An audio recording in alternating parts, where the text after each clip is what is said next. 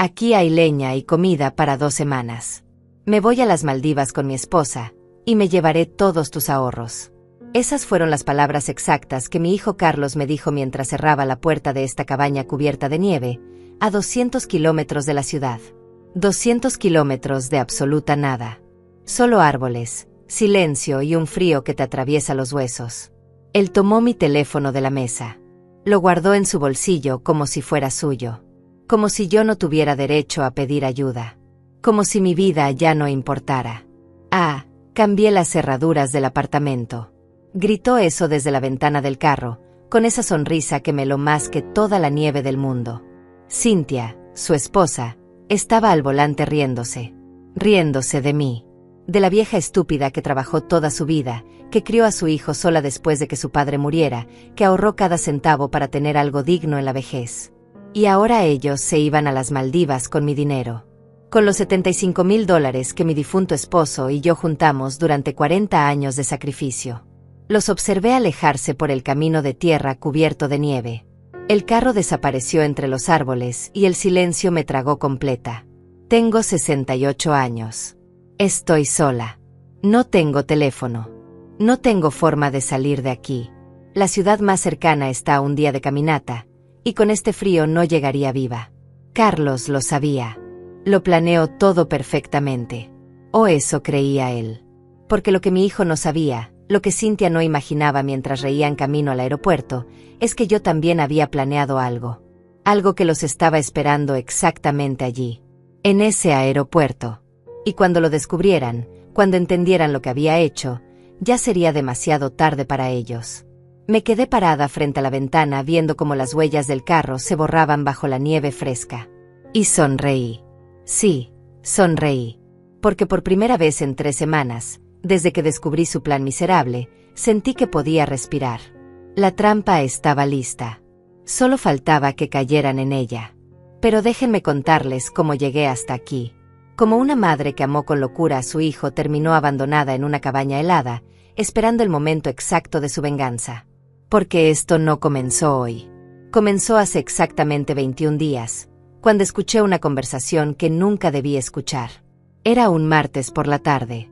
Carlos había venido a visitarme, cosa rara porque desde que se casó con Cynthia hace 3 años, casi no aparecía por mi apartamento.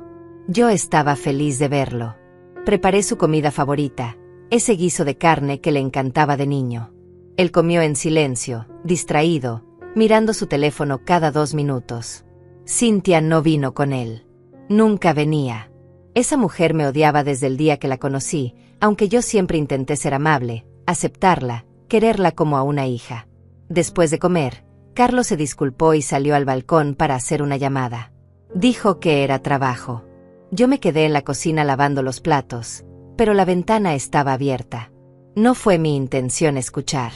Fue el destino, o tal vez Dios, poniéndome en el lugar correcto para descubrir la serpiente que había criado. La vieja no sospecha nada. Escuché la voz de Carlos, clara como el agua. Esa voz que me cantaba canciones de cuna cuando era pequeño. Esa voz que me decía te amo, mamá, cada noche antes de dormir. Ya hablé con el dueño de la cabaña. La dejamos allá con provisiones y nos vamos directo al aeropuerto. Cambio las cerraduras mañana. Para cuando alguien la encuentre, si es que la encuentran, ya estaremos en las Maldivas gastando su dinero. Mis manos se detuvieron bajo el agua. El plato resbaló y se estrelló contra el fregadero. Pero Carlos no lo escuchó. Siguió hablando. Cynthia, amor, en 2 días seremos ricos. $75,000. Suficiente para empezar de nuevo en otro país si queremos. La vieja no tiene a nadie más. No tiene hermanos, no tiene amigos cercanos. Nadie va a preguntar por ella hasta que sea demasiado tarde. Sentí que el piso se movía bajo mis pies. Tuve que sostenerme del borde del fregadero para no caer. Mi hijo.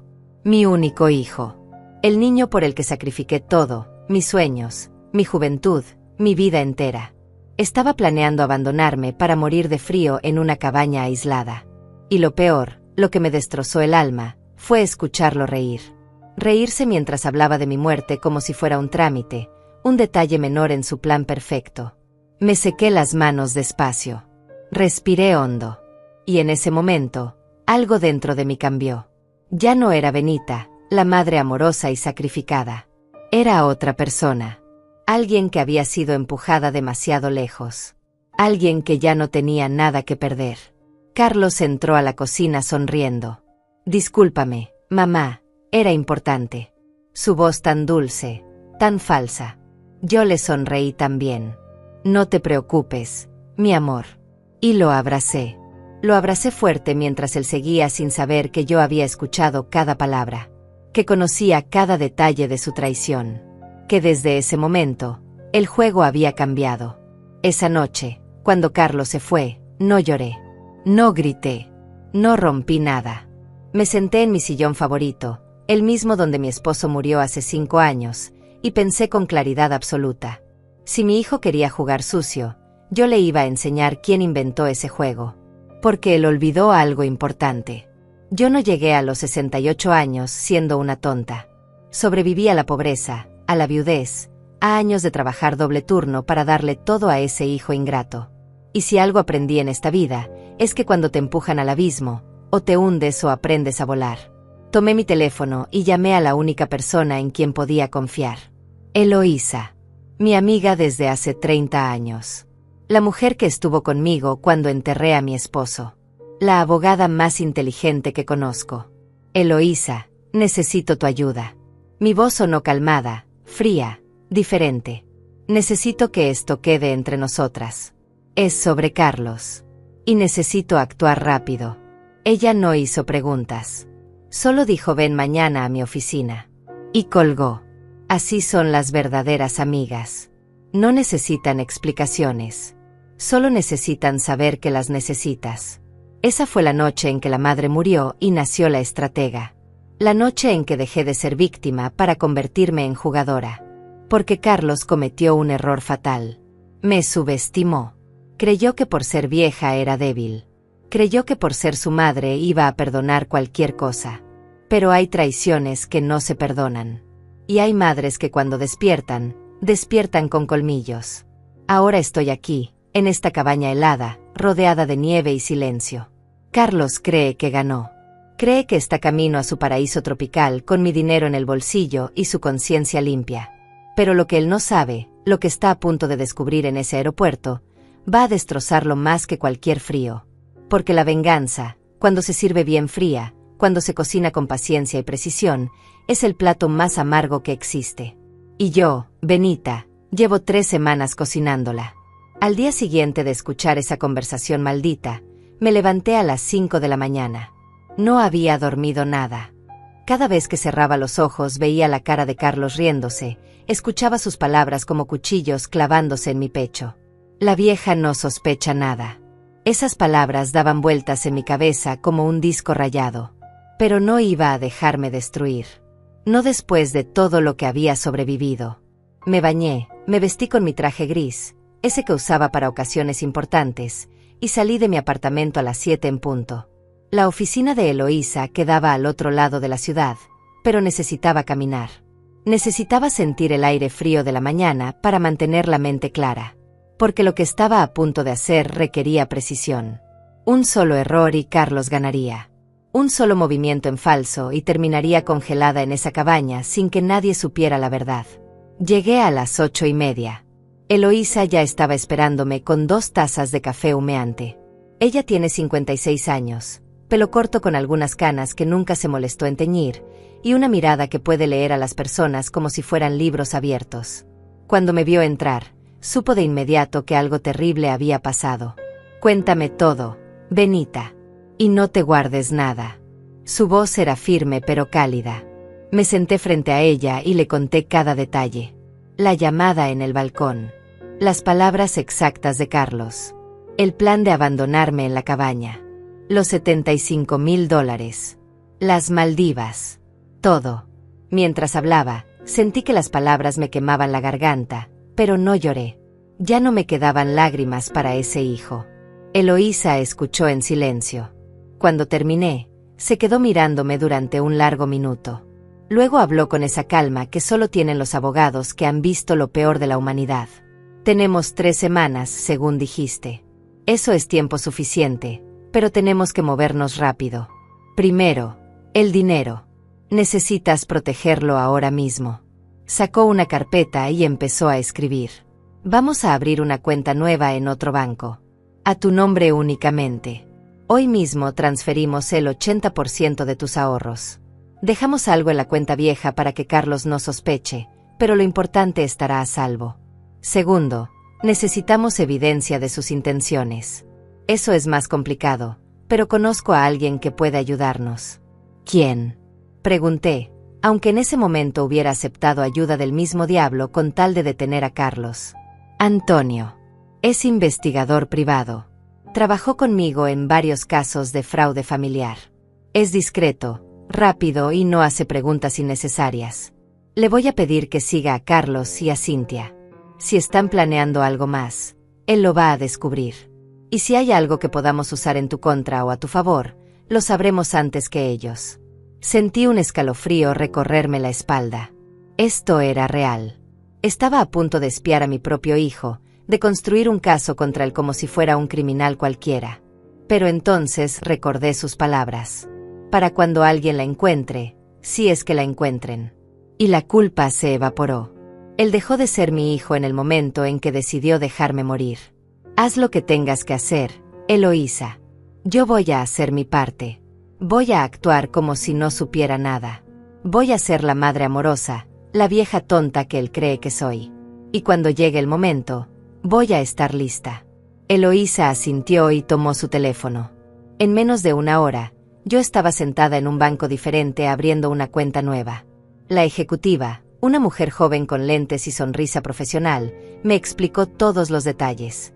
Transferimos $60,000. Dejé 15,000 en mi cuenta vieja, suficiente para que Carlos no notara nada raro si revisaba, pero no tanto como para que se llevara todo mi futuro. Cuando salí del banco, sentí que respiraba por primera vez en 24 horas. El dinero estaba a salvo. Al menos eso. Pero quedaba la parte más difícil, fingir. Actuar como si mi corazón no estuviera roto en 1000 pedazos. Como si no supiera que mi único hijo quería verme muerta. Esa misma tarde, Carlos me llamó. Mamá, Cynthia y yo estábamos pensando en llevarte a pasar unos días a la cabaña de un amigo. Ya sabes, para que descanses, respires aire puro. Te haría bien salir de la ciudad. Su voz sonaba tan convincente, tan preocupada. Casi podía creer que realmente le importaba. Ay, mi amor, qué lindo detalle. Respondí con el tono más dulce que pude. Pero no quiero ser una molestia. Sé que ustedes están ocupados. No es molestia, mamá. Insistimos. Ya está todo arreglado. Salimos en 2 semanas y media. Empaca ropa abrigada. Va a hacer frío. Pero te va a encantar el lugar. Es muy tranquilo. Tranquilo. Qué palabra tan bonita para decir aislado, lejano, perfecto para abandonar a alguien. Gracias, hijo. Eres tan bueno conmigo. Las palabras me rasparon la garganta como vidrio molido, pero las dije. Porque esa era mi parte del plan. Hacerle creer que había ganado. Los siguientes días fueron una tortura silenciosa. Carlos venía a visitarme más seguido, siempre sonriente, siempre atento. Me traía flores, me ayudaba con las compras, me preguntaba cómo me sentía. Todo un show. Y yo actuaba también. Le preparaba comida, le preguntaba por su trabajo, le decía cuánto lo quería. 2 actores en una obra de teatro macabra, cada uno creyendo que engañaba al otro. Pero mientras yo actuaba de día, de noche me reunía con Eloísa y Antonio. El investigador era un hombre de unos 50 años, delgado, con ojos que no perdían detalle. En nuestra primera reunión, me mostró fotos. Carlos entrando y saliendo de casas de empeño. Cynthia reuniéndose con un hombre en cafeterías. Documentos de deudas que yo no conocía. Su hijo debe dinero, señora Benita. Mucho dinero. Antonio puso los papeles sobre la mesa. Unos $30,000 entre préstamos y tarjetas de crédito. Y su nuera, bueno, ella tiene su propia agenda. El hombre con quien se reúne se llama Luis. Trabajo de mesero en un restaurante de lujo, pero por las apariencias, parece que ella le está pasando dinero. Mucho dinero. Sentí que el estómago se me retorcía. ¿Mi nuera tenía un amante? ¿Carlos sabía? ¿O era ella quien lo estaba usando también? Hay más, continuó Antonio. He seguido sus movimientos durante 5 días. Compraron boletos de avión para las Maldivas, solo 2 pasajes, a nombre de Carlos y Cynthia. Salen exactamente el mismo día en que planean dejarla en la cabaña. Pero aquí viene lo interesante. Luis también compró un boleto. Para el mismo destino. Un día después. Eloísa y yo nos miramos. La imagen completa empezaba a formarse y era peor de lo que imaginé. Cynthia no solo planeaba robar mi dinero con Carlos. Planeaba abandonarlo a él también. Llevarse todo y huir con su amante. Mi hijo era un idiota. Un idiota cruel, pero idiota al fin. Necesitamos más evidencia, dijo Eloísa. Algo que podamos usar legalmente. Antonio, ¿puedes grabar alguna conversación entre ellos? ¿Algo que demuestre el plan? Ya lo hice. Antonio sacó una grabadora pequeña de su maletín. Ayer por la noche, en su apartamento. Hablaron de todo. De cómo van a dejarla, de cambiar las cerraduras, de transferir el dinero. Incluso mencionaron que si usted no sobrevive al frío, sería más fácil porque no habría denuncias. Está todo aquí. Me temblaron las manos cuando tomé la grabadora. Eloísa la detuvo antes de que pudiera reproducirla. No la escuches, Benita. No ahora. Tienes que mantener la cabeza fría. Ya tenemos lo que necesitamos. Ahora viene la parte final. El golpe. ¿Qué vamos a hacer?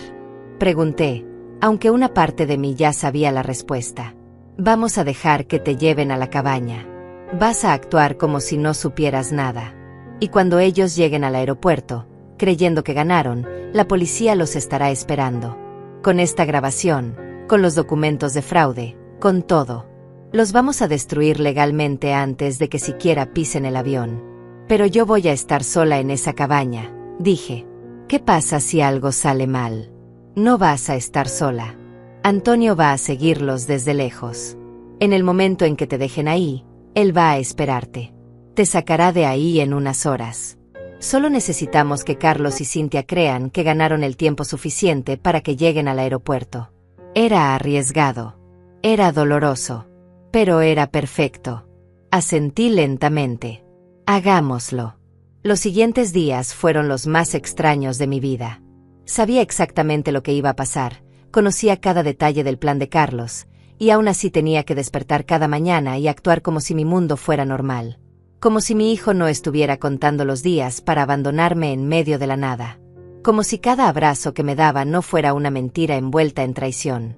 Pero yo también estaba contando. Contando los días para que cayera la trampa. Y mientras tanto, preparaba cada pieza de mi venganza con la precisión de un relojero.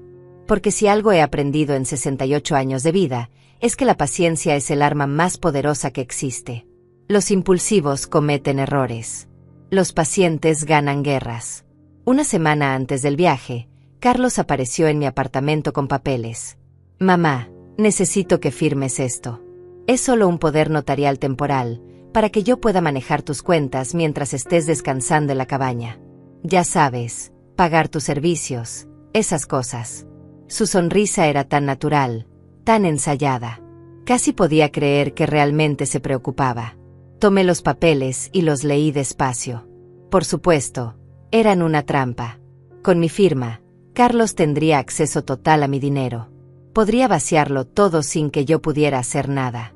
Miré a mi hijo a los ojos, esos ojos que de niño brillaban cuando me veía llegar del trabajo, y sentí una mezcla de asco y tristeza tan profunda que casi me quiebra. Claro, hijo, confío en ti. Firmé con mano temblorosa, pero no de miedo. De rabia contenida.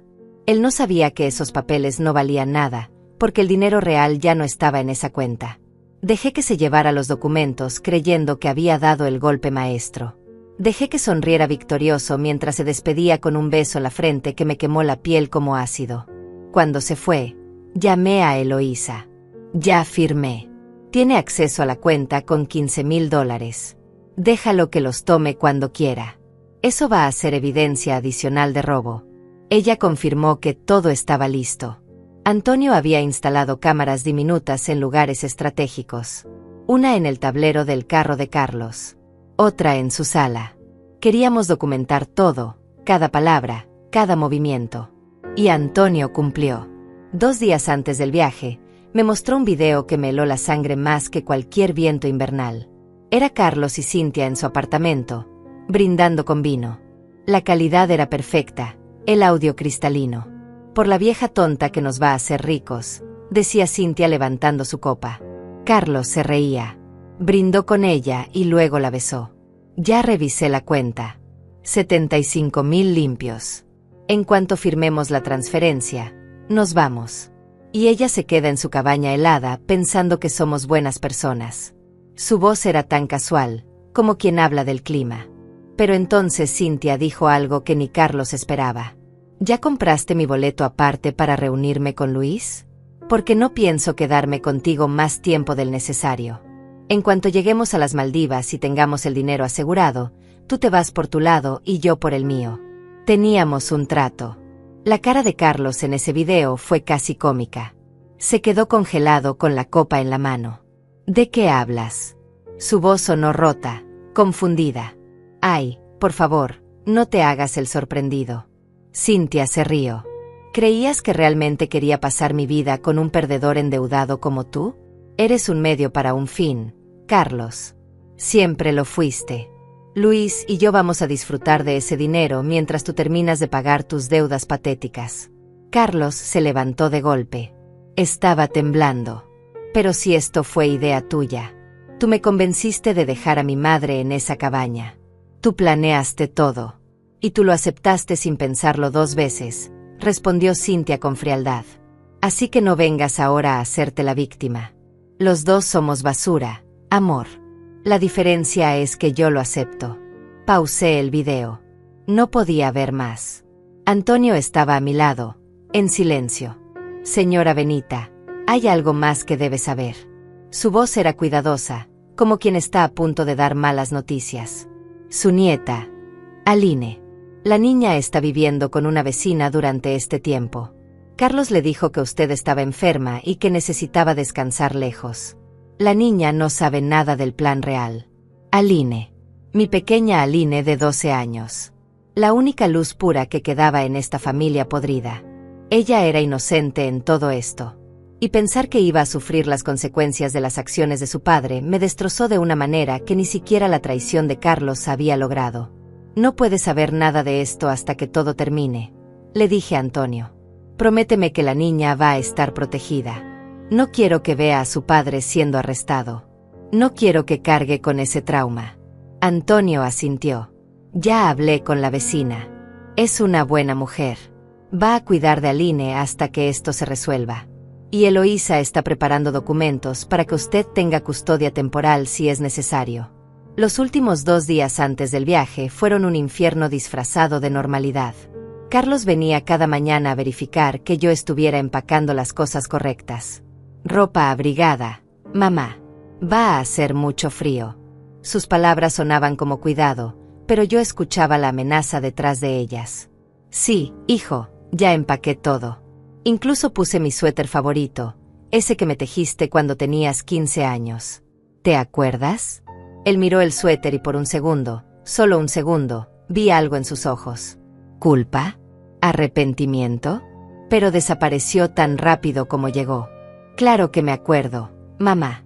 Me alegra que todavía lo uses. Mentiras. Todo eran mentiras envueltas en nostalgia falsa. La noche anterior al viaje, no dormí. Me quedé sentada en mi cama mirando las maletas. Una pequeña con ropa para la cabaña.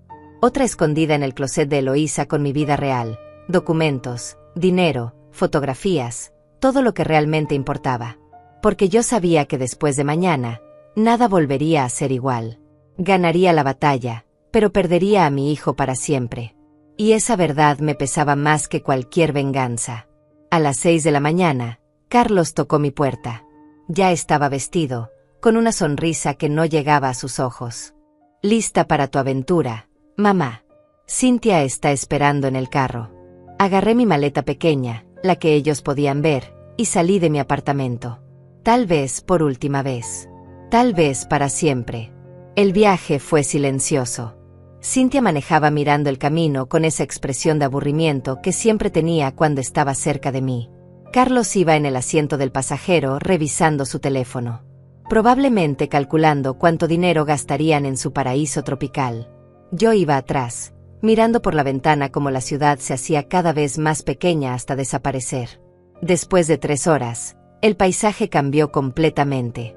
Ya no había edificios ni gente. Solo árboles, montañas y nieve. Mucha nieve. La carretera se volvió un camino de tierra y luego apenas un rastro entre los árboles.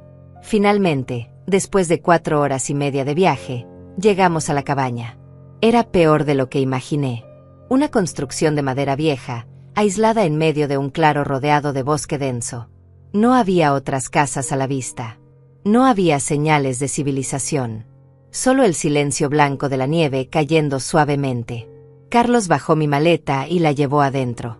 La cabaña tenía una sola habitación con una cama pequeña, una estufa de leña, una mesa y 2 sillas. En la esquina había una pila de leña. En la mesa, una caja con latas de comida. Conservas, sopas, frijoles. Aquí hay leña y comida para 2 semanas, dijo Carlos señalando todo como un guía turístico. El agua está en ese tanque. Tienes que racionar todo porque no va a venir nadie hasta que yo regrese por ti. ¿Cuándo regresas?, pregunté con voz temblorosa. Actué mi mejor papel de anciana asustada. En 2 semanas, mamá. Te lo prometo. Va a ser un buen descanso para ti. Vas a ver. Me abrazó. Fue un abrazo vacío, mecánico, pero lo sostuve. Porque sabía que era la última vez que abrazaría a mi hijo antes de destruir su vida. Cintia ni siquiera entró. Se quedó en el carro con el motor encendido. Carlos tomó mi teléfono de la mesa donde yo lo había dejado estratégicamente. Me voy a llevar esto porque aquí no hay señal de todas formas. No quiero que te frustres intentando llamar. Carlos se fue hacia la puerta. Yo lo seguí. Y entonces, justo antes de subir al carro, se volteó con esa sonrisa helada. Ah, cambié las cerraduras del apartamento. Gritó eso desde la ventana del carro mientras Cintia arrancaba. Por si te lo estabas preguntando. Los vi alejarse. Las llantas del carro dejaron marcas profundas en la nieve. Y cuando desaparecieron entre los árboles, cuando el sonido del motor se desvaneció completamente, me quedé ahí parada. Sola. Con el viento cortándome la cara y el frío metiéndose hasta los huesos. Y sonreí. Sonreí porque sabía que en ese mismo momento, Antonio estaba siguiéndolos a distancia. Porque sabía que en exactamente 6 horas, cuando llegaran al aeropuerto, la policía estaría esperándolos. Porque sabía que mi hijo acababa de cometer el error más grande de su vida miserable. Entré a la cabaña y cerré la puerta. Busqué debajo del colchón y saqué el teléfono satelital que Antonio había escondido ahí 2 días antes. Marqué el número de Eloísa. Estoy adentro. Ya se fueron. Activa el plan. Considerado hecho, respondió ella. En 6 horas esto termina. Aguanta ahí, Benita. Ya casi acabó. Colgué y me senté en la cama. Miré alrededor de esa cabaña fría y miserable donde mi hijo quiso dejarme morir. Y esperé. Porque la venganza no se apresura. La venganza se saborea lentamente, como el mejor de los vinos. Y la mía estaba a punto de servirse. Las horas en esa cabaña pasaron como siglos. Encendí la estufa de leña porque el frío era real, cortante, el tipo de frío que te recuerda que la muerte puede llegar callada si bajas la guardia. Me senté cerca del fuego con el teléfono satelital en las manos, mirando el reloj cada 5 minutos. Carlos y Cintia llevaban ya 3 horas de camino hacia el aeropuerto. 3 horas creyendo que habían ganado. 3 horas imaginando playas tropicales y mi dinero deslizándose entre sus dedos sucios. Pero yo sabía la verdad. Sabía que Antonio lo seguía 2 carros atrás. Sabía que Eloísa estaba en la estación de policía con el fiscal, mostrando las grabaciones, los documentos bancarios fraudulentos, la evidencia completa de conspiración para robo y abandono de persona vulnerable. Sabía que cada minuto que pasaba era un minuto menos para que la trampa se cerrara sobre ellos. El teléfono satelital sonó. Era Eloísa. Benita, están a 30 minutos del aeropuerto. La policía ya está en posición. 2 oficiales en la entrada principal, 2 más en el área de documentación. Tenemos orden judicial para detenerlos en el momento en que intenten hacer el check-in. ¿Cómo estás tú? Congelándome, pero viva. ¿Y Aline? Con la vecina. Le dijeron que fuiste al doctor. No sospecha nada. Cuando esto termine, hablaremos con ella. Pero por ahora está segura y tranquila. Gracias, Eloísa, por todo. Mi voz se quebró un poco. No sé qué hubiera hecho sin ti. Lo que hacen las amigas. Benita. Protegerse. Ahora descansa. Te llamo en cuanto los arresten. Y Antonio va para allá. Llegará en 2 horas para sacarte de ese lugar horrible. Colgué y me quedé mirando el fuego. 2 horas. Solo 2 horas más en este infierno helado y estaría libre. Pero una parte de mí, una parte pequeña y estúpida que todavía recordaba al niño que Carlos fue alguna vez, sentía dolor. Porque una madre nunca deja de ser madre, incluso cuando su hijo se convierte en un monstruo. Incluso cuando ese hijo merece cada gramo de castigo que está a punto de recibir. Cerré los ojos y dejé que los recuerdos me invadieran. Carlos a los 5 años, corriendo hacia mí con un dibujo que había hecho en la escuela. Mira, mamá, somos tú y yo en un castillo. Carlos a los 10, llorando en mis brazos porque unos niños se burlaron de él. No les hagas caso, mi amor. Eres perfecto tal como eres. Carlos a los 16, abrazándome fuerte el día que enterramos a su padre. No te voy a dejar sola, mamá. Te lo prometo. Todas esas promesas rotas. Todo ese amor convertido en cenizas. ¿En qué momento se torció todo? ¿Fue mi culpa por darle demasiado? ¿Por protegerlo tanto que nunca aprendió el valor del sacrificio? ¿O simplemente algunos seres humanos nacen con un vacío que ningún amor puede llenar? El teléfono volvió a sonar. Esta vez era Antonio. Señora Benita, estoy a 20 minutos de la cabaña. ¿Está todo bien ahí? Estoy bien. Solo hace frío. ¿Ya llegaron al aeropuerto? Acaban de entrar al estacionamiento. Los estoy viendo desde mi carro. Carlos se ve relajado, hasta feliz. Cintia está retocándose el maquillaje. No tienen idea de lo que les espera. La policía está lista. En 10 minutos, cuando entren al edificio, todo habrá terminado. 10 minutos. Mi corazón empezó a latir más rápido. No de miedo, sino de anticipación. De ese placer oscuro que viene cuando sabes que la justicia está a punto de caer sobre quien te hizo daño. Mantente en línea, Antonio. Quiero escuchar lo que pasa. Entendido. Voy a dejar el teléfono abierto. Espere. Escuché ruidos confusos. Pasos. El sonido del viento. Antonio estaba caminando hacia el edificio del aeropuerto, siguiéndolos a distancia. Luego escuché la voz de Carlos, clara como el agua. Vamos, amor. El vuelo sale en 2 horas. Tenemos tiempo de sobra. Ya quiero estar en la playa, respondió Cintia con esa voz aguda que siempre me irritó. Lejos de este país aburrido y de tu madre pesada. Pronto, mi amor. Pronto. Carlos sonaba eufórico.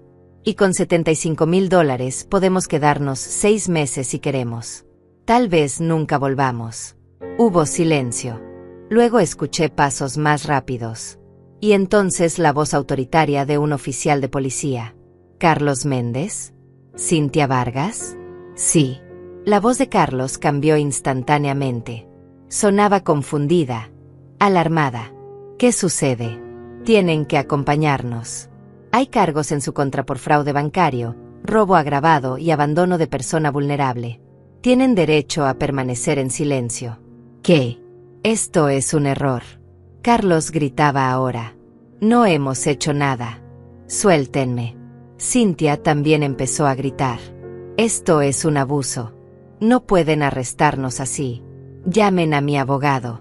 Señora, cálmese o tendremos que esposarla por alteración del orden público. La voz del oficial era firme, entrenada. Tienen evidencia en video, grabaciones de audio y documentos bancarios fraudulentos. Los dos vienen con nosotros. Hubo forcejeo, gritos, el sonido de esposas cerrándose. Y luego algo que no esperaba. Carlos gritó con desesperación verdadera. Fue idea de ella. Cintia me obligó. Yo no quería hacer esto. ¿Yo te obligué? La voz de Cynthia era puro veneno. Fuiste tú quien firmó los papeles. Tú quien cambió las cerraduras. No me eches la culpa a mí, cobarde. Los dos son culpables, intervino el oficial. Y se lo van a explicar al juez. Vamos. El sonido se hizo más distante. Antonio volvió al teléfono. Ya los están metiendo en la patrulla. La gente en el aeropuerto está mirando. Esto va a salir en las noticias, señora Benita. Su hijo acaba de ser humillado públicamente. Bien, dije con una calma que ni yo misma reconocí. Que todo el mundo sepa qué clase de persona es. Voy para allá ahora. Llegaré en menos de 2 horas. Prepárese para salir. Hace mucho frío y va a oscurecer pronto. Colgué y me quedé sentada en esa cabaña helada, procesando lo que acababa de escuchar. Estaba hecho. Carlos y Cynthia estaban arrestados. Mi dinero estaba seguro. La justicia se había cumplido. Entonces, ¿por qué sentía este vacío en el pecho?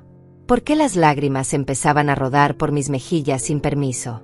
Porque una cosa es planear la venganza y otra muy distinta es ejecutarla. Porque escuchar a tu hijo siendo arrestado, escuchar su voz rota y desesperada, te destroza algo adentro que no sabías que todavía estabas protegiendo. Incluso cuando ese hijo intentó matarte. Incluso cuando lo merece. Lloré ahí sola, en esa cabaña que debía ser mi tumba. Lloré por el niño que Carlos fue.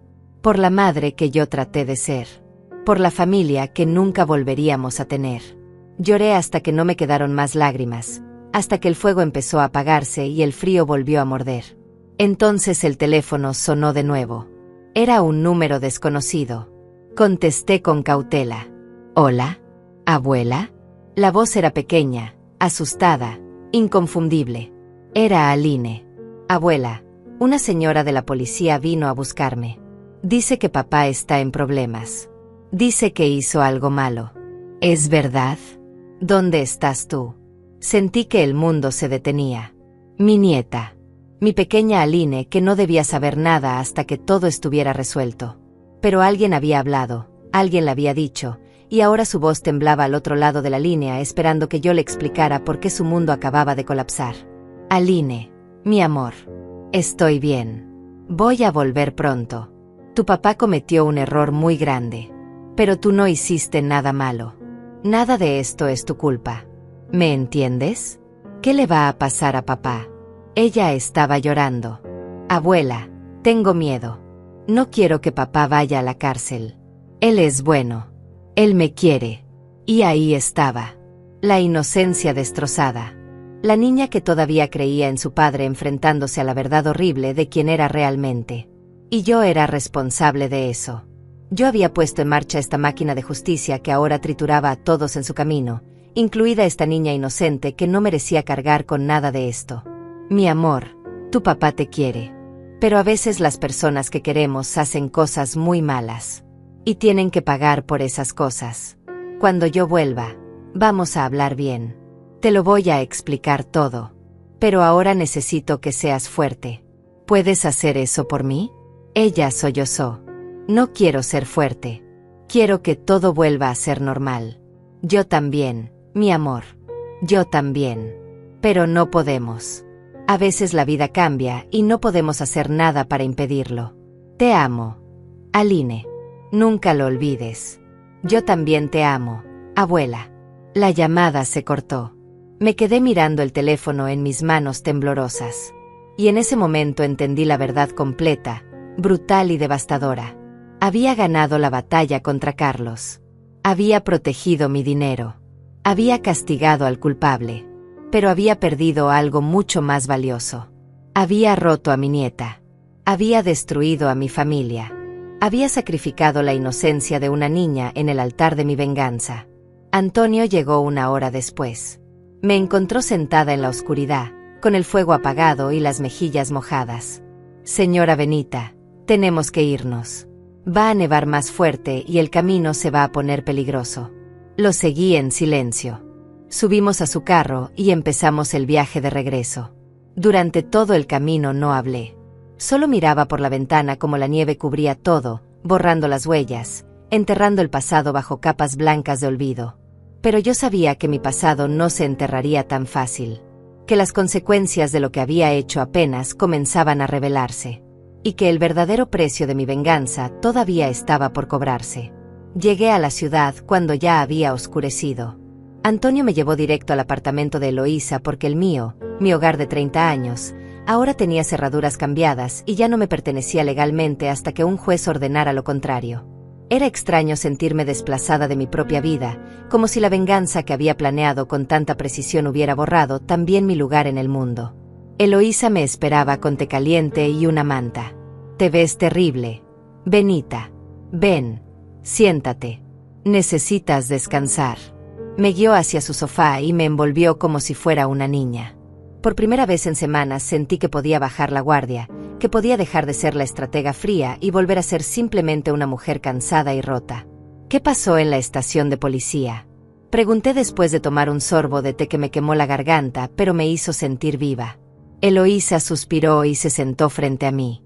«Carlos y Cynthia están detenidos. Los cargos son graves: fraude, robo agravado, intento de abandono con riesgo de muerte. El fiscal está pidiendo entre 5 y 8 años de prisión para cada uno. Con las grabaciones y los documentos que tenemos, es casi imposible que salgan libres. 5 a 8 años. Repetí las palabras como si fueran en otro idioma. Mi hijo va a pasar los mejores años de su vida en una celda. Tu hijo intentó dejarte morir en una cabaña helada, Benita. Eloísa me tomó las manos. No puedes sentir culpa por esto. Él eligió su camino. Tú solo te defendiste. Pero Aline me llamó. La voz se me quebró. Ella sabe todo. Está destrozada. Y yo soy responsable de ese dolor. Tú no eres responsable de las acciones de Carlos. Él es el único culpable. Aline es inteligente. Con tiempo va a entender. Ahora lo importante es que tú estés bien. ¿Comiste algo en la cabaña?». Negué con la cabeza. No tenía hambre. No había tenido hambre en horas. Eloísa se levantó y fue a la cocina. Regresó con sopa caliente. «Come. Necesitas fuerzas para lo que viene». «¿Qué viene?», pregunté, aunque una parte de mí ya sabía la respuesta. «Mañana hay audiencia. El juez va a determinar si quedan en prisión preventiva o si pueden salir bajo fianza. Necesitas estar ahí. Necesitas dar tu testimonio. Y créeme, no va a ser fácil. Carlos va a intentar manipularte. Va a llorar, va a suplicar, va a decir que todo fue un error. Tienes que estar preparada para verlo así. No sé si pueda, Eloísa. Es mi hijo. Lo sé. Por eso voy a estar contigo en cada segundo. No vas a enfrentarlo sola». Esa noche dormí en la habitación de huéspedes de Eloísa, pero no descansé. Cada vez que cerraba los ojos veía la cara de Carlos cuando era niño, escuchaba la voz de Aline llorando, sentía el frío de la cabaña metiéndose en mis huesos. Me levanté 3 veces para caminar por la sala, para mirar por la ventana, para intentar procesar todo lo que había pasado en tan poco tiempo. A las 6 de la mañana, Eloísa tocó mi puerta. «Es hora de prepararnos. La audiencia es a las 9. Necesitas verte fuerte, segura. Ellos van a intentar hacerte parecer la villana. No se lo permitas». Me bañé, me vestí con un conjunto sencillo color café, me recogí el pelo. Cuando me miré al espejo vi a una mujer que no reconocí. Tenía ojeras profundas, arrugas que parecían haberse multiplicado en días, y una mirada dura que nunca antes había visto en mí. La venganza me había transformado en alguien diferente. No sabía si eso era bueno o malo. Llegamos al juzgado a las 8:30. Había periodistas afuera. Antonio tenía razón, esto había salido en las noticias. Anciana casi asesinada por su propio hijo en complot para robar su herencia. Los titulares eran sensacionalistas y horribles, pero ciertos. Eloísa me protegió de las cámaras mientras entrábamos. La sala era fría e impersonal. Paredes grises, luces fluorescentes, el olor a papel viejo y desinfectante. Me senté en la primera fila. A los 5 minutos trajeron a Carlos y Cynthia. Llevaban ropa de prisión color naranja. Esposas en las muñecas. Carlos me vio y algo cambió en su cara. Se veía más viejo, más cansado. Se veía como lo que era, un hombre que había apostado todo y había perdido. Mamá, susurró cuando pasó cerca. Por favor. Perdóname. No respondí. No podía. Si abría la boca sabía que iba a llorar o a gritar, y no quería darle esa satisfacción. Eloísa me apretó la mano. Mantente firme. El juez entró y todos nos pusimos de pie. Era un hombre mayor, de unos 60 años, con cara severa y lentes gruesos. Se sentó, revisó los documentos y comenzó la audiencia. He revisado el caso. Los cargos son extremadamente graves. Tenemos evidencia en video, grabaciones de audio y testimonios. ¿La defensa tiene algo que decir? El abogado de Carlos, un hombre joven con traje barato, se levantó nervioso. Su señoría, mi cliente reconoce que cometió errores graves, pero fue manipulado por su esposa Cynthia Vargas. Ella fue quien planeó todo. Mi cliente es una víctima también. Cynthia se levantó de golpe. Mentira. Él firmó los papeles. Él cambió las cerraduras. No me culpe a mí de su cobardía. Orden en la sala, gritó el juez golpeando el martillo. Señora Vargas, siéntese o la sacarán de aquí. El fiscal se levantó. Su señoría, ambos acusados son igualmente culpables. Planearon juntos abandonar a una mujer de 68 años en una cabaña aislada en pleno invierno, robarle sus ahorros de toda la vida y dejarla sin medios de comunicación y transporte. Si no fuera por las precauciones que la víctima tomó, estaríamos hablando de un caso de homicidio. Pedimos prisión preventiva sin derecho a fianza. El juez me miró. Señora Benita Méndez, ¿desea dar su testimonio? Me puse de pie con piernas temblorosas. Eloísa me sostuvo del brazo. Sí, su señoría. Adelante. Respiré hondo. Miré a Carlos a los ojos. Mi hijo me abandonó para morir. Me quitó mi teléfono. Cambió las cerraduras de mi casa. Me robó el acceso a mis ahorros. Todo mientras me abrazaba y me decía que me quería. No sé qué duele más, si la traición o darme cuenta de que el niño que crié ya no existe. Que en su lugar hay un extraño capaz de matar a su propia madre por dinero. Carlos empezó a llorar. Mamá, lo siento. Lo siento tanto. Estaba desesperado. Tenía deudas. Cynthia me presionaba. Yo no quería hacerte daño. Por favor, créeme. Tuviste 3 semanas para arrepentirte, Carlos. 3 semanas en las que venías a mi casa sonriendo, abrazándome, actuando como el hijo perfecto. Y en todo ese tiempo nunca, ni una sola vez, pensaste en decirme la verdad. Así que no me pidas que te crea ahora. El juez tomó notas. Luego habló con voz firme. He escuchado suficiente. Los acusados permanecerán en prisión preventiva sin derecho a fianza hasta el juicio. La fecha del juicio se fijará en 30 días. Esta audiencia se levanta. Carlos gritó cuando los oficiales lo llevaban. Mamá, no hagas esto. Soy tu hijo. No puedes dejarme aquí. Pero yo ya había volteado. Ya estaba saliendo de esa sala con Eloísa a mi lado. Y mientras caminaba por ese pasillo largo y frío, mientras escuchaba los gritos de Carlos desvanecerse detrás de mí, entendí algo terrible. Había ganado. La justicia estaba de mi lado. Mi hijo pagaría por lo que hizo. Pero la victoria no sabía como pensé que sabría. No había alivio ni paz. Solo un vacío enorme y doloroso donde antes había amor. Los días después de la audiencia fueron los más extraños de mi vida. Eloísa me ayudó a recuperar mi apartamento. Un cerrajero vino y cambió las cerraduras nuevamente, esta vez con llaves que solo yo tenía. Entré a mi hogar después de casi una semana y todo se veía igual, pero se sentía diferente. Como si el fantasma de la traición flotara en cada habitación. La taza de café que Carlos usó la última vez que vino estaba todavía en el fregadero. Sus huellas digitales probablemente seguían en la manija de la puerta. Todo era un recordatorio de que mi vida nunca volvería a ser la misma. Antonio vino esa tarde con noticias. Señora Benita, necesita saber algo importante. Cynthia está embarazada. 3 meses. Las autoridades lo descubrieron en el examen médico de rutina en la prisión. Sentí que el piso se movía bajo mis pies. ¿Embarazada? ¿De Carlos? Antonio negó con la cabeza despacio. Hicimos la investigación. El bebé no es de su hijo. Las fechas no coinciden. Cynthia estuvo con Luis, su amante, justo en el periodo de concepción. Carlos ni siquiera lo sabe todavía. Dios mío. Me senté pesadamente en el sofá. Entonces Carlos no solo fue traicionado por su madre según él, sino también por su esposa. Está ahí encerrado creyendo que al menos tiene a Cynthia, sin saber que ella lo usó desde el principio. Hay más, continuó Antonio. Luis también fue arrestado. Resultó que tiene antecedentes por fraude. Ha estafado a 3 mujeres en los últimos 5 años. Cynthia era solo otra víctima en su lista. Él la convenció de robar su dinero prometiéndole que huirían juntos, pero en realidad planeaba quitarle todo y desaparecer. Ella tampoco lo sabía. Era casi cómico si no fuera tan trágico. Una cadena de traiciones donde cada eslabón pensaba que era el más listo, sin darse cuenta de que todos eran víctimas y victimarios al mismo tiempo. Carlos traicionándome. Cynthia traicionando a Carlos. Luis traicionando a Cynthia.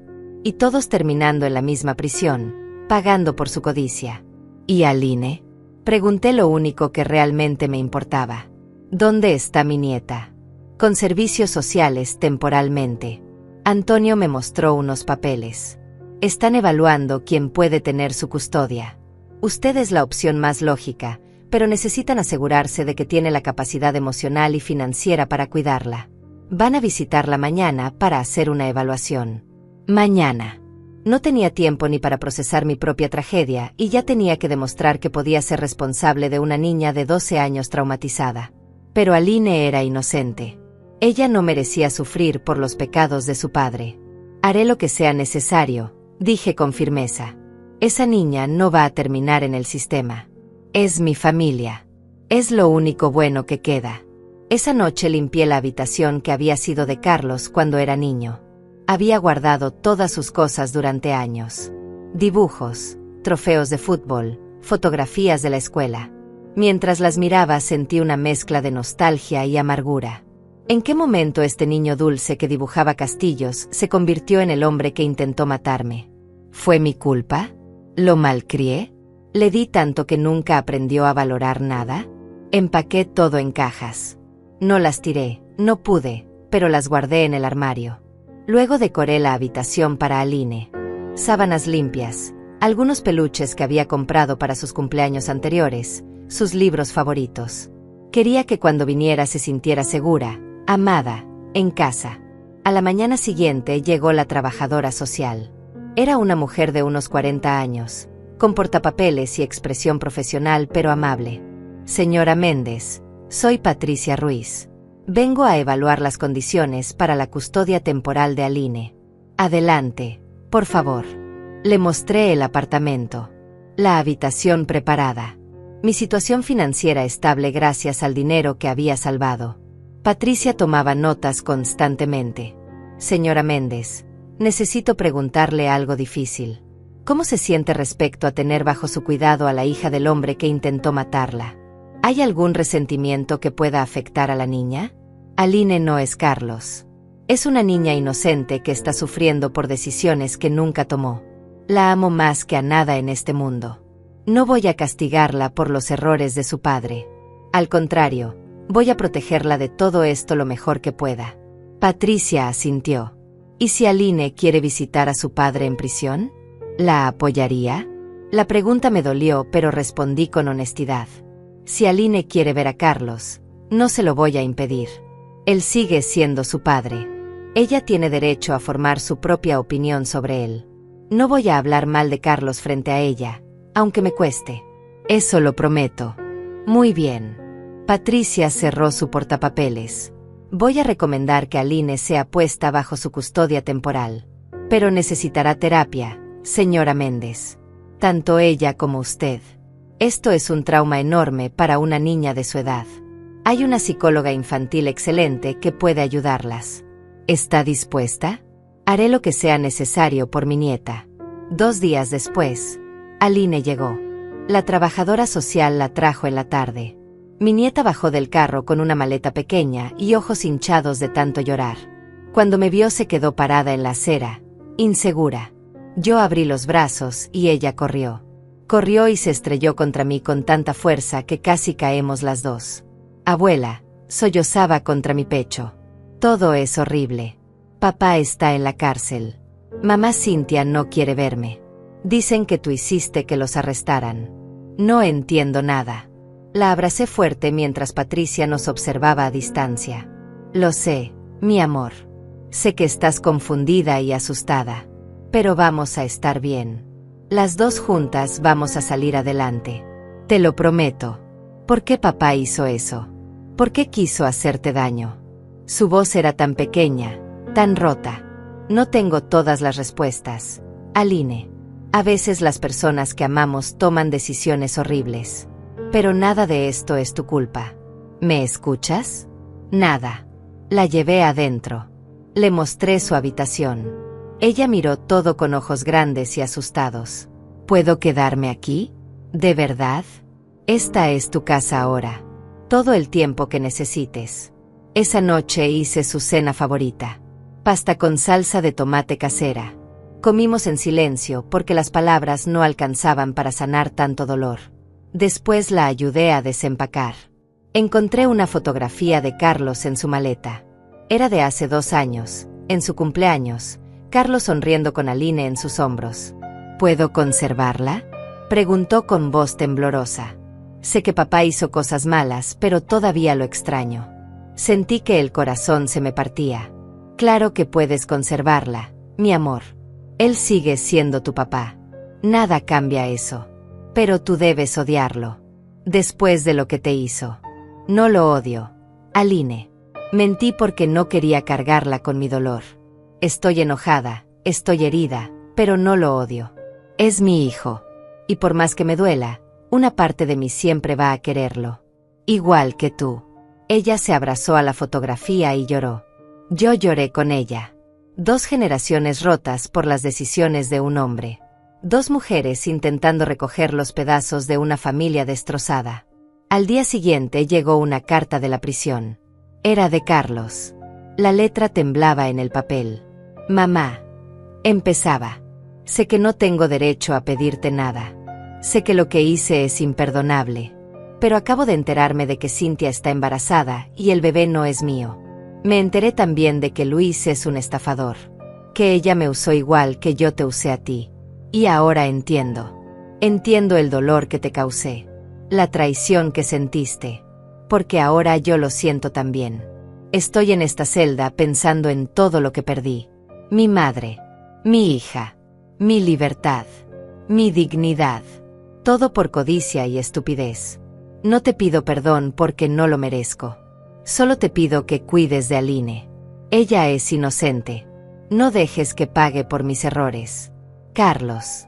Doblé la carta despacio. No la rompí. La guardé en un cajón junto con todas las demás mentiras y verdades de mi vida. Porque ese era el legado de mi venganza. No había villanos absolutos ni héroes perfectos.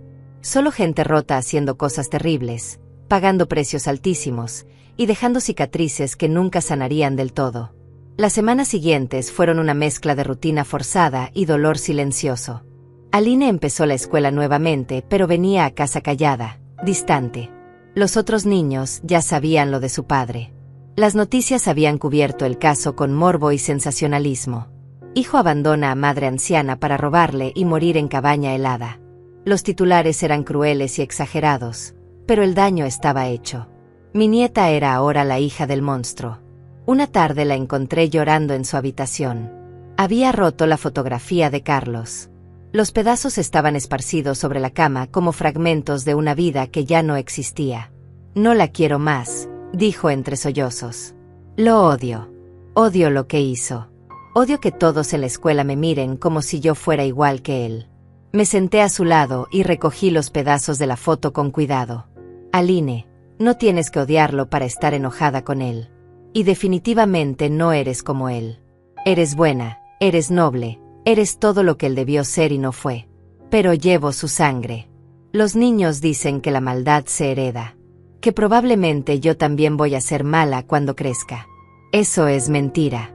La maldad no se hereda. Se elige. Y tú cada día eliges ser amable, ser fuerte, seguir adelante a pesar del dolor. Eso es lo que te define, no los errores de tu padre. Ella me abrazó y lloró hasta quedarse dormida en mis brazos.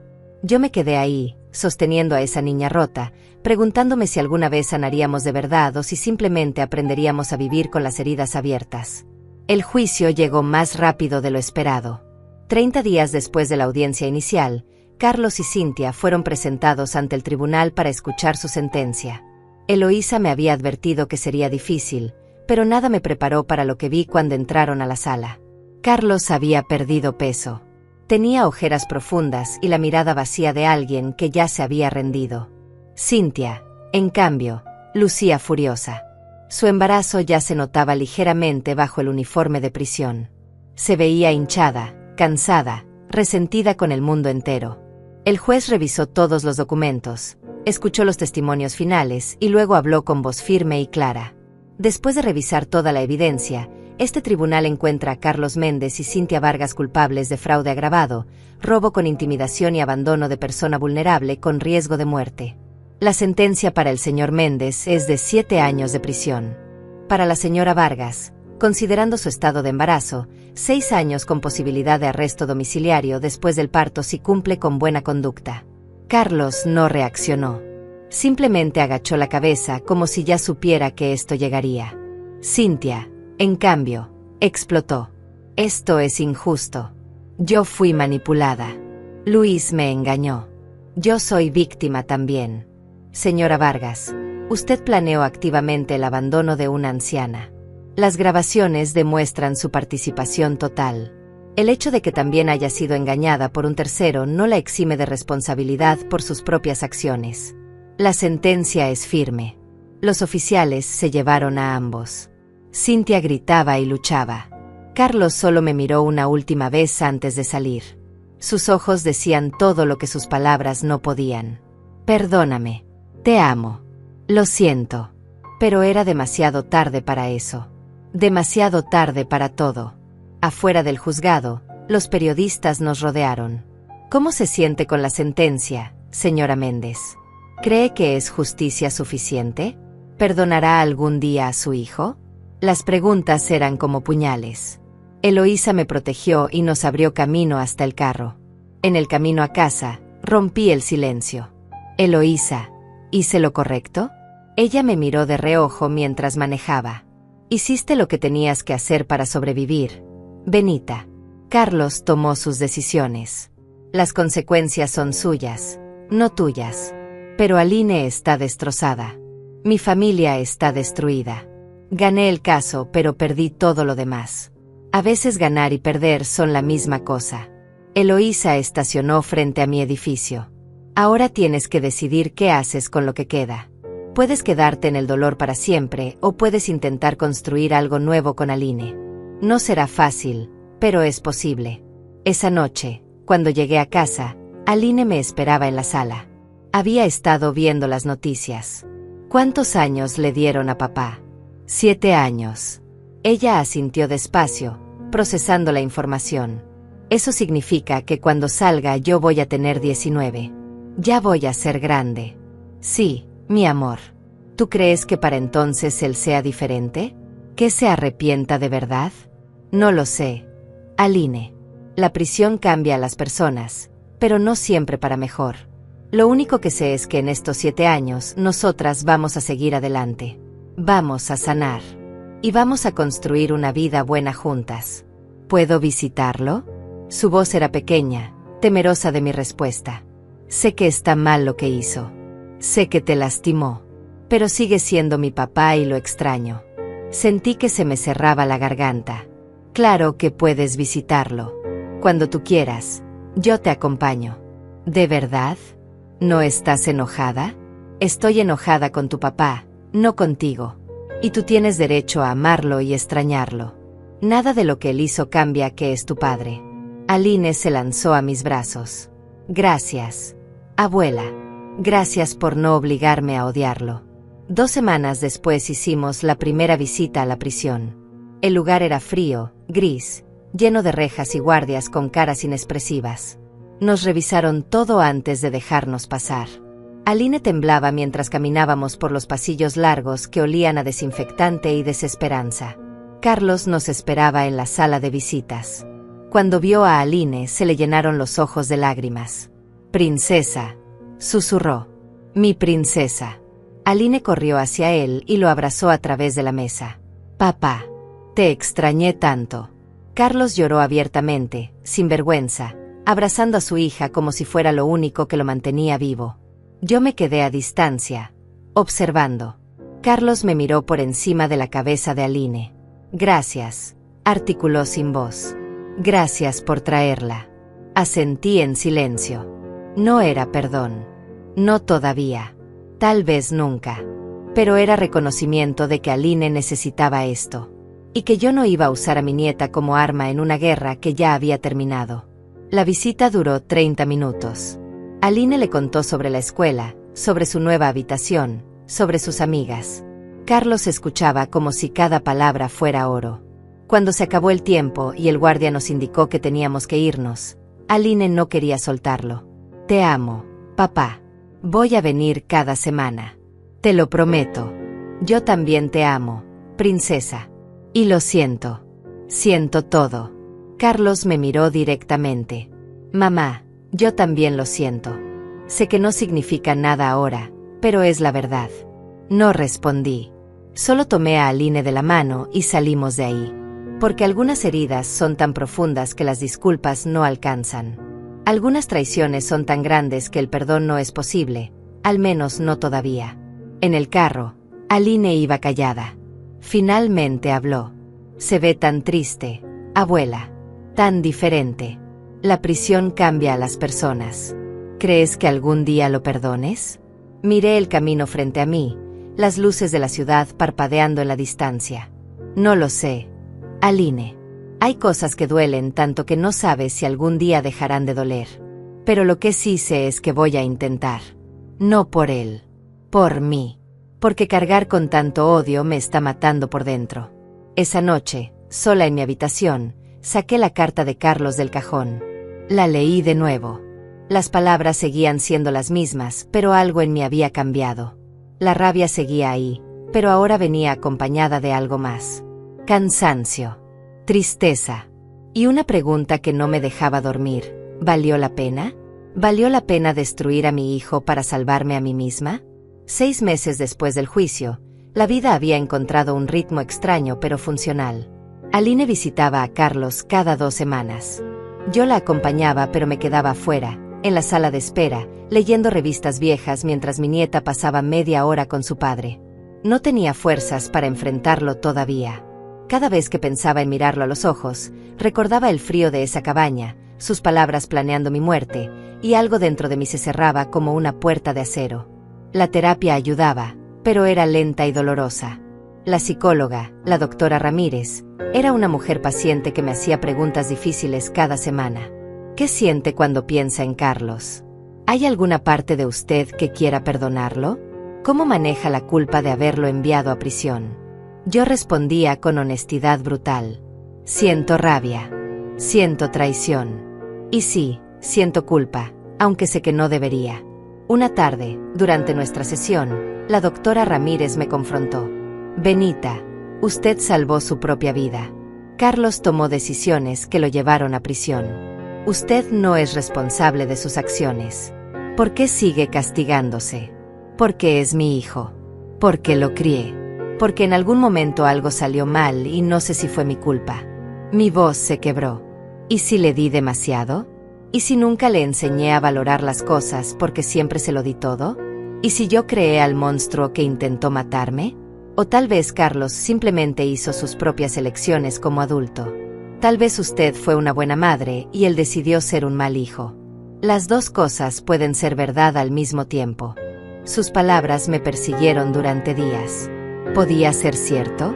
¿Podía dejar de culparme y aceptar que Carlos era responsable de su propio destino? Era más difícil de lo que sonaba. Porque las madres siempre encontramos formas de culparnos. Siempre encontramos grietas en nuestras acciones, errores en nuestras decisiones, momentos en que deberíamos haber hecho algo diferente. Mientras tanto, Aline florecía lentamente. Había hecho 2 amigas nuevas en la escuela, niñas que no la juzgaban por los errores de su padre. Empezó a sonreír más. A veces la escuchaba cantar en su habitación mientras hacía la tarea. Pequeños momentos de normalidad que me llenaban el corazón. Pero también tenía pesadillas. Me despertaba en las noches escuchándola gritar.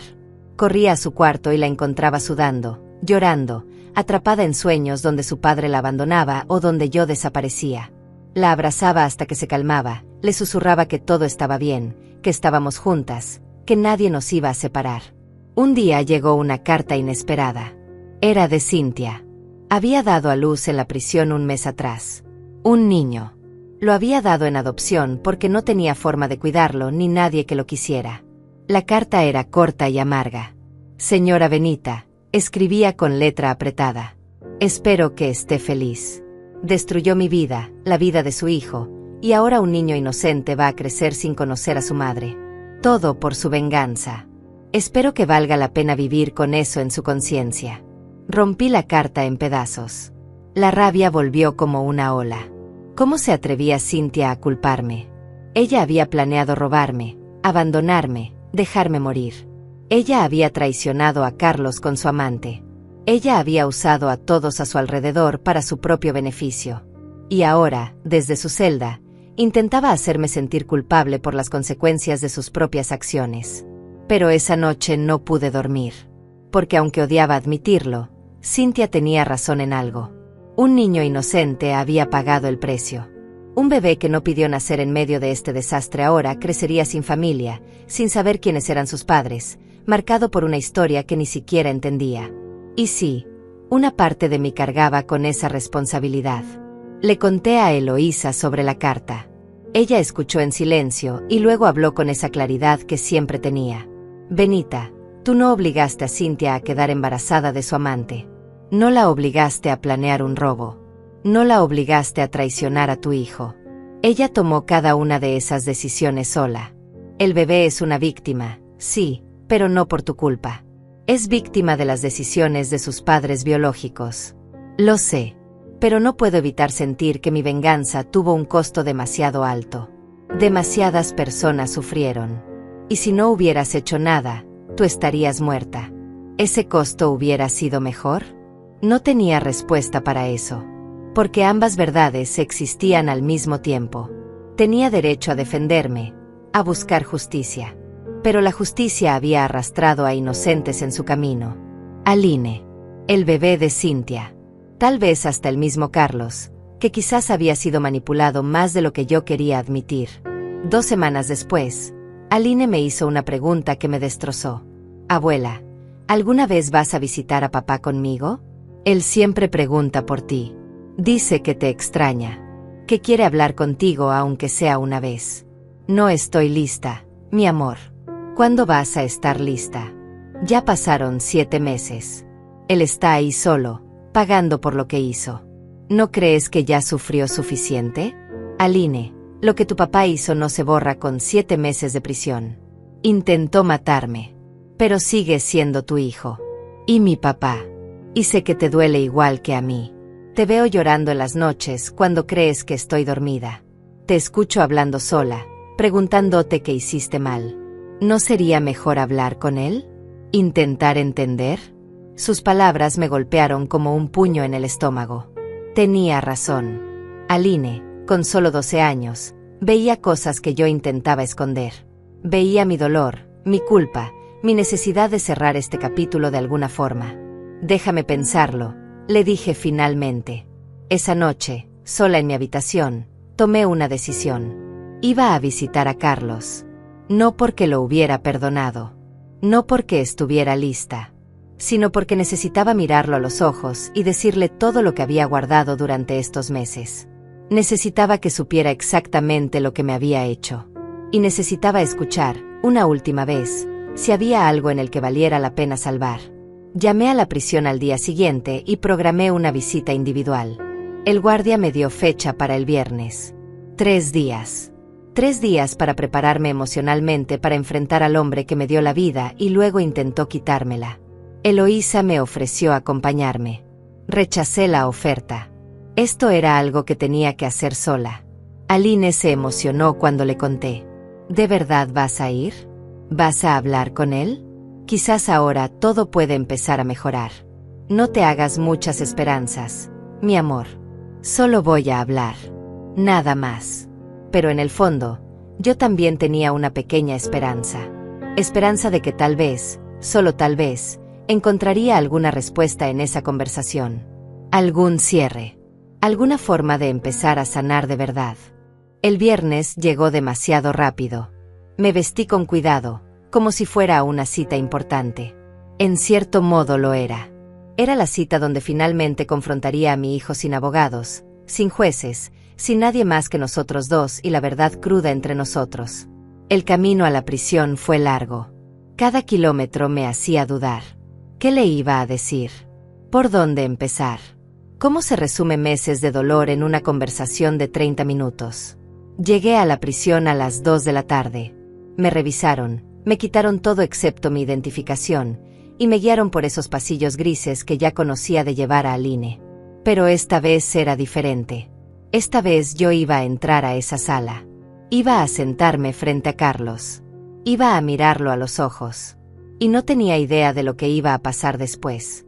La sala de visitas era más pequeña de lo que recordaba. O tal vez era yo la que se sentía más pequeña. Me senté en la silla de plástico duro y esperé. Mis manos temblaban sobre la mesa. Respiré hondo intentando calmarme, pero mi corazón latía tan fuerte que sentía que todos en esa prisión podían escucharlo. La puerta se abrió y Carlos entró. Se veía peor que la última vez que Aline lo había visto. Más delgado, con más canas, la piel gris como si la luz del sol fuera solo un recuerdo lejano. Cuando me vio se detuvo en seco. Sus ojos se llenaron de lágrimas instantáneamente. «Mamá», susurró como si no pudiera creer que yo estuviera ahí. «Siéntate, Carlos». Mi voz salió más fría de lo que pretendía, pero no me disculpé. Él se sentó despacio, sin dejar de mirarme. Pasaron varios segundos en silencio. Finalmente habló con voz rota. «No pensé que vendrías. Después de todo lo que hice, no pensé que algún día querrías verme de nuevo. No vine porque te haya perdonado.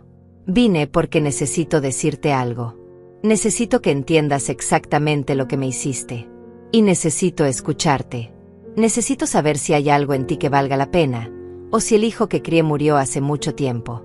Carlos agachó la cabeza. «Lo que quieras decirme, lo merezco. Todo. No voy a defenderme ni a justificarme. Ya no tengo excusas. Bien. Porque tengo 7 meses de cosas guardadas aquí adentro». Toqué mi pecho.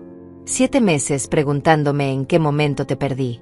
¿En qué momento dejaste de ser el niño que me abrazaba y me decía que era la mejor mamá del mundo? ¿En qué momento se te olvidó que yo trabajé doble turno durante años para que tú tuvieras comida, ropa, educación? Que enterré a tu padre y seguí adelante solo por ti. Mamá, lo sé.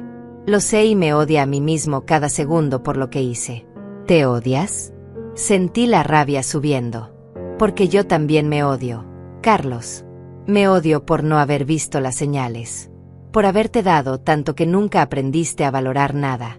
Por haberte protegido tanto que nunca aprendiste a enfrentar consecuencias.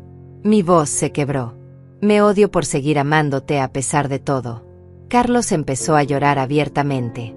Yo traté de mantenerme firme, pero las lágrimas también llegaron a mí. ¿Sabes lo que se siente estar en esa cabaña helada? Sola. ¿Sabiendo que tu propio hijo te dejó ahí para morir? No es el frío lo que duele, Carlos. Es la traición. Es entender que la persona que más amaste en el mundo te odia tanto que prefiere verte muerta. No te odiaba, mamá. Nunca te odié. Estaba desesperado, estaba cegado por las deudas, por Cynthia presionándome, por el miedo de perderlo todo. Pero nunca te odié. Entonces explícame cómo alguien que no odia puede planear fríamente el asesinato de su madre. Porque eso fue, Carlos. Asesinato. Si yo no hubiera descubierto tu plan, estaría muerta. Y tú estarías en las Maldivas gastando mi dinero sin un gramo de remordimiento. Él sollozó con la cara entre las manos. Tienes razón. Todo lo que digas es verdad. Soy un monstruo. Soy la peor basura que existe.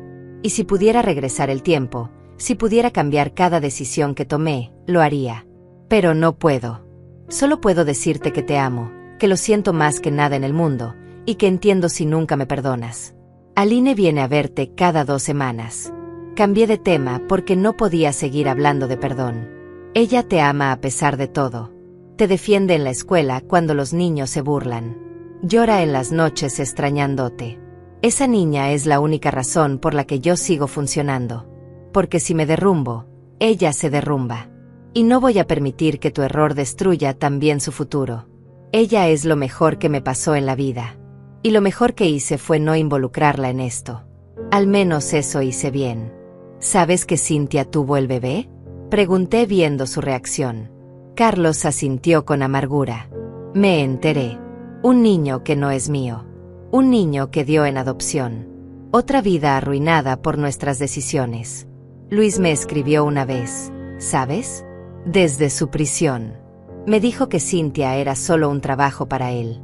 Que nunca la amó. Que yo fui un idiota útil en su plan. Tiene razón. Fui un idiota en todos los sentidos.